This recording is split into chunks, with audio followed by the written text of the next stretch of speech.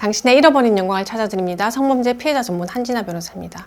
최근에 헤르페스 감염에 대한 문의가 워낙에 많이 늘어나서 오늘은 헤르페스 감염과 그 법적 책임에 대해서 알아보도록 하겠습니다.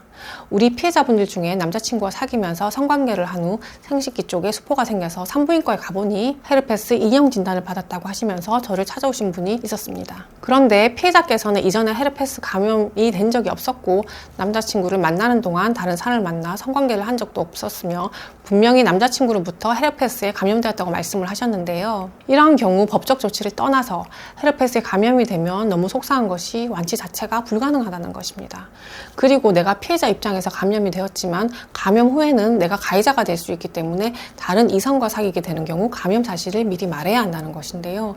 이성과의 교제 시에 헤르페스 감염 사실을 밝혀야 한다는 것은 매우 치명적이고 현실적으로 쉽지 않은 일이므로 매우 큰 스트레스가 될 것입니다. 그러면 우리 피해자분들께서 헤르페스 감염 시 민형사상 어떤 법적 조치를 취하실 수 있는지 알아보도록 하겠습니다. 먼저 형사 고소와 관련해서는 사람 신체의 기능을 훼손한 것이기 때문에 상해죄의 성립 여부가 문제될 수 있습니다. 형법 제257조에서는 사람을 상해한 자에 대해 7년 이하의 징역에 처한다고 규정하고 있는데요. 상해죄가 성립되기 위해서는 가해자가 헤르페스에 감염된 사실을 인식하면서도 성관계를 했다는 점, 즉 상해에 대한 고의가 있어야 합니다. 즉 고의가 인정되려면 가해자가 헤르페스 감염 사실을 알고 있어야 하므로 가해자가 과거 헤르페스 진단받은 사실이 있는 경우 또는 헤르페스 치료를 받은 경우와 같은 진료 기록이 있어야 합니다. 그러나 꼭 가해자가 헤르페스 진단을 받거나 치료를 받은 경우에만 형사처벌이 가능하냐면 그것도 아닙니다. 가해자가 헤르페스 진단을 받지 않았다고 하더라도 가해자에게 헤르페스의 증상이 있어서 감염에 대해서 어느 정도 의심을 하고 있었다면 타인에게 감염시키지 않도록 주의 의무를 다했어야 함에도 불구하고 이를 조심하지 않아서 타인에게 감염을 시킨 것이기 때문에 주의 의무 위반을 다하지 않은 것으로 보아 결국 과실치상죄가 성립될 수 있다는 점 참고하시기 바랍니다. 다음으로 상해죄가 성립되기 위해서는 피해자가 가해자와의 성관계를 통해서 전염되었다는 연결고리, 즉 인과관계가 문제될 수 있는데요. 인과관계에 관해서 가해자 측에서는 보통 피해자가 다른 사람과의 성관계를 통해 감염되었을 수도 있다며 부인하는 경우가 많습니다. 그러나 구체적인 사례에서 피해자가 가해자와의 성관계 이전에 STD 검사에서는 음성이었고, 즉 이전에는 헤르페스에 감염된 사실이 없었고 가해자와의 성관계 직후 헤르페스 초기 증상 발현으로 인해 산부인과를 찾은 결과 헤르페스 진단을 받았으며 당시 타인과의 성관계를 한 정황이 없었을 뿐만 아니라 항체를 통해 검사 시기가 가까운 시점에 감염되었다는 사실 등을 확인하여 상해죄가 인정된 사례가 있었습니다. 물론 이 과정에서 입증이 중요한데요.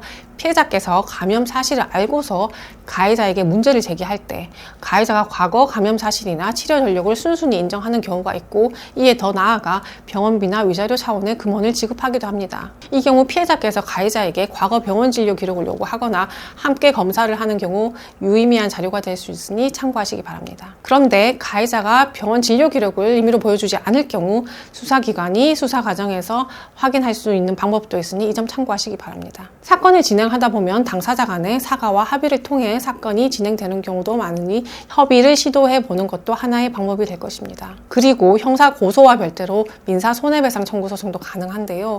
민사 손해배상 소송에서도 가해자의 고의 또는 과실과 인과관계에 대한 입증이 필요하며 이때 불법 행위에 해당되면 그 피해액에 대한 보상으로 병원비, 정신적 피해에 대한 위자료 청구가 가능합니다. 인정되는 손해배상 액수는 피해자의 증상 정도, 가해자의 고의나 과실 여부, 피해자의 치료 기간이나 치료비 액수 등에 따라 금액이 달라질 수 있겠습니다. 결국 헤르페스 감염된 피해자께서는 가해자에 대해 상해죄 또는 과실치상죄로 형사 고소를 하실 수 있고 불법 행위에 근거한 민사 손해배상 청구 소송도 가능한데요.